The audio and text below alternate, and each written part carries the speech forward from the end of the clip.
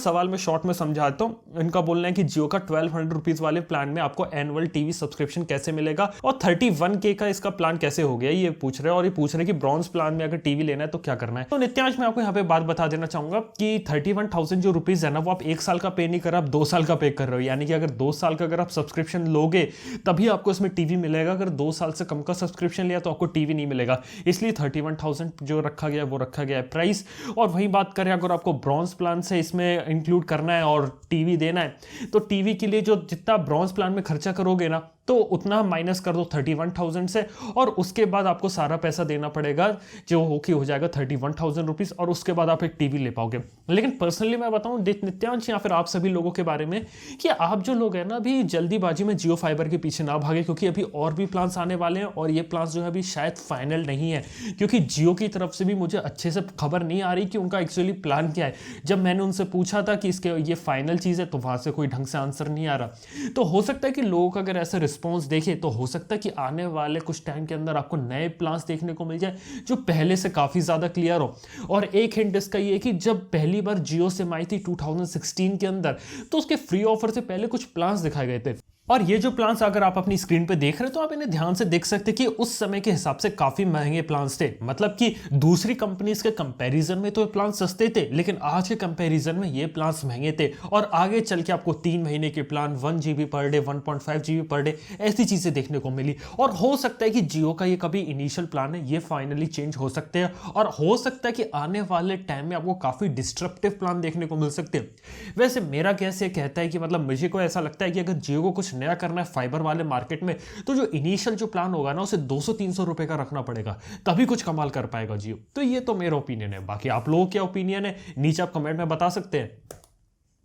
अगला सवाल पूछा है नितिन भास्करेती ने, सॉरी अगर आपका नाम गलत पड़ा है तो। उन्होंने पूछा उनके पास 50,000 का बजट है और उन्हें गूगल पिक्सल 3 चाहिए, आईफोन 10 प्रायोरिटी है कैमरा, यूजर एक्सपीरियंस और प्राइवेसी। वैसे मेरी चॉइस होगी पिक्सल 3, क्योंकि मैं एक एंड्रॉइड यूजर हूं। लेकिन अगर आप एंड्रॉइड यूजर हो तो ही आप पिक्सल 3 लीजिए, और अगर आप पहले से अगर आईफोन यूजर हो या फिर iOS यूजर हो और एप्पल के इकोसिस्टम में, तो मेरा सजेशन होगा आप आईफोन 10 लीजिए, क्योंकि दोनों ही काफी अच्छे फोन है। आईफोन 10 भी काफी अच्छा फोन है, लेकिन कैमरा के लिए मेरी प्रायोरिटी पिक्सल 3 हो जाता है। तो मेरे को लगता है कि आपको आपका आंसर मिल गया होगा नितिन। अगला सवाल है रोहित गुसाइन का। उन्होंने पूछा है कि how is iPhone able to give iOS support 5 से 6 साल के लिए। और बात करें तो आईफोन 5s जो है वो iOS 12 पे भी चल रहा है, जबकि एंड्रॉइड में ऐसा केस नहीं है। और एंड्रॉइड मैन्युफैक्चरर ऐसा पैसे के लिए करते हैं, पर एप्पल क्यों नहीं करता। अब एप्पल देखा जाए तो काफी ज्यादा प्रीमियम चार्ज करता है, वो ऑलरेडी आपसे इतना सारा पैसा ले लेता है, और वो दिखाने के लिए मतलब आपको प्रोवाइड करता है सॉफ्टवेयर अपडेट, आपको इतने लंबे समय तक दे रहा है। लेकिन क्या आप लोगों को पता है कि एप्पल कहने के लिए तो सॉफ्टवेयर अपडेट दे देता है, लेकिन पास में हमने ऐसी काफी सारी घटनाएं देखी हैं जिसके अंदर सॉफ्टवेयर अपडेट मिलने के बाद जो आईफोन्स हैं ना, वो पहले से ज्यादा स्लो हो जाते हैं, मतलब उनकी परफॉर्मेंस धीरे धीरे कम हो जाती है। और ज्यादातर ऐसा सॉफ्टवेयर अपडेट मिलने के बाद भी होता है। इसका मतलब यह है कि एप्पल जो है वो सॉफ्टवेयर अपडेट दे रहा है नए iOS वर्जन की, जो कि काफी अच्छी चीज है, जिससे ज्यादा से ज्यादा लोग लेटेस्ट iOS वर्जन पे चलेंगे, और वो लेटेस्ट iOS एप्स है वो भी सपोर्ट करेगा। तो देखा जाए तो एक एप्पल की स्ट्रेटेजी है जिससे मैक्सिमम लोग लेटेस्ट iOS पे रहे और लेटेस्ट iOS का एप्स का यूज करते रहे। और जो पुराने आईफोन है ना, वो इंटेंशनली कभी कभी उन्हें स्लो बना देता है, जिससे लोग जबरदस्ती मूव करके एक नया आईफोन लेते हैं। तो ये एक स्ट्रेटेजी है एप्पल की। और अगला सवाल है दिव्यांशु सारस्वत का, और इनका शॉर्ट में सवाल ये है कि ये पूछना चाहते हैं कि क्या जो मोबाइल फोन की जो स्क्रीन होती है उससे आई पे फर्क पड़ता है। तो दिव्यांश, इसका काफी हद तक एक आंसर ये है कि जो मोबाइल से जो ब्लू लाइट निकलती है ना, उसका काफी ज्यादा इंपैक्ट पड़ सकता है। और डेफिनेटली अगर आप किसी डार्क एनवायरमेंट में और वहां पे आपने फोन की ब्राइटनेस को ज्यादा कर रखा है तो इस चीज से भी फर्क पड़ेगा। और इसके ऊपर मैं डिटेल में वीडियो बनाने वाला हूं आने वाले समय में कि आपको ब्लू लाइट जो फोन से निकलती है वो एग्जैक्टली क्या इंपैक्ट करती है आपकी आंखों और आपकी बॉडी के ऊपर। तो उसके लिए भी आप बने रह सकते हैं इस चैनल पे। इसके बाद जो अगला सवाल है वो है सुवा जयदीप का। उन्होंने पूछा वेयर आर यू फ्रॉम। भाई मैं ग्वालियर मध्य प्रदेश से हूँ। अगला सवाल है हमारे आनंद मिक्की झा का। उन्होंने पूछा which is the best laptop between. तो इनके 2 लैपटॉप है, Asus VivoBook 15 Ryzen 5 quad core वाला, और एक है Acer Nitro 5 Ryzen 5 quad core वाला। तो आनंद भाई, मैं आपको यहाँ पे बता देना चाहूंगा कि जो VivoBook है वो आप तभी लीजिए जब आपकी गेम खेलना प्रायोरिटी नहीं है। मतलब अगर आप गेम खेलना चाहते हैं तो आप एसर का नाइट्रोबुक ले सकते हैं, लेकिन अगर आपको गेम नहीं खेलना है और एक अच्छा लैपटॉप चाहिए जो पतला है, हल्का है और फास्ट रहे, तो मैं कहूंगा वीवोबुक 15 ले लीजिए, क्योंकि उसके अंदर आपको Ryzen 5 का क्वाड कोर प्रोसेसर और 512 GB की SSD देखने को मिल रही है। तो मेरी चॉइस तो वैसे वीवोबुक होगी, लेकिन अगर आप गेम खेलना चाहते हो तो नाइट्रो 5 काफी अच्छी चॉइस हो सकता है। इसके बाद अगला सवाल पूछा इशप्रीत सिंह ने, उन्होंने पूछा नोट 10 के इंडिया मैन्युफैक्चरिंग पर आपका क्या ओपिनियन है। काफी अच्छी चीज है और ऐसा पहली बार नहीं, काफी लंबे समय से एस सीरीज और नोट सीरीज के जो इंडिया में जो फोन्स बिकते हैं ना, वो काफी लंबे समय से इंडिया में ही बन रहे हैं। और अच्छी बात यह है कि आने वाले टाइम में जो आईफोन होगा या फिर गैलेक्सी नोट के जो आगे के वर्जन होंगे, वो भी काफी ज्यादा चांसेस है कि इंडिया में बने और इंडिया से बाहर जाए यूएसए बिकने में, तो ऐसा पॉसिबल है। और आपको क्या 5G फोन 2019 में मिलेगा, मतलब आपको खरीदना चाहिए कि नहीं, तो इस सवाल का आंसर ये है कि आपको 2019 में 5G फोन इंडिया में तो नहीं मिलने वाला। अगर आप कहीं बाहर रहते हो, अगर वहां पे 5G नेटवर्क अवेलेबल है तो आप बिल्कुल ले सकते हो, वहां कोई प्रॉब्लम नहीं है। लेकिन मैं अगर इंडिया की बात करूं तो इंडिया में आपको 2020 में ही 5G देखने को मिलेगा। उससे पहले आप 5G एक्सपेक्ट नहीं कर सकते कि इंडिया में आपको 5G देखने को मिलेगा। और मेरे हिसाब से समझदारी है कि आप 2020 में वेट कीजिए और तब जाके 5G फोन लीजिए, तब आपको सस्ते में भी 5G फोन्स मिलेंगे। और अगला सवाल है मोहम्मद इमरान को, उन्होंने पूछा है why Realme and Redmi not make punch hole display except few of dew और वाटर ड्रॉप। तो देखो मेरी बात यह है कि उन्होंने ऑलरेडी काफी सारे ऐसे डिस्प्लेस का ऑर्डर दे दिया जिसके अंदर आपको जो नॉच होता है या फिर ड्यू ड्रॉप नॉच होता है वो देखने को मिल रहा है। लेकिन ऐसा नहीं कि कंपनीज अभी भी रुकने वाली है, धीरे धीरे जो कंपनीज होंगी अब धीरे धीरे पंच होल पर भी आएंगे। जैसे वीवो ने दे दिया है, आने वाले टाइम में और कंपनीज भी पंच होल पे आएंगी। और अभी क्या है कि पंच होल काफी ज्यादा नई टेक्नोलॉजी है, धीरे धीरे जो बजट फोन्स होते हैं वो भी आपको पंच होल पे देखने को मिलेंगे। और जो कंपनीज है ना, उनकी फिलॉसफी है कि वो पंच होल देने की बजाय वो कह रही है कि हम पॉपअप कैमरा दे देते हैं, क्योंकि उससे जो फोन है ना वो ज्यादा फ्यूचरिस्टिक लगता है। और कई कंपनीज का ये भी ओपिनियन रहता है कि नॉच और पंच होल में एक्जैक्टली कोई डिफरेंस नहीं है। जो पंच होल है ना वो भी एक टाइप का ही नॉच है जो कि साइड में खिसक गया है या कहीं बीच में आ गया है, लेकिन उसमें कुछ ना कुछ ज्यादा डिफरेंस नहीं लगता।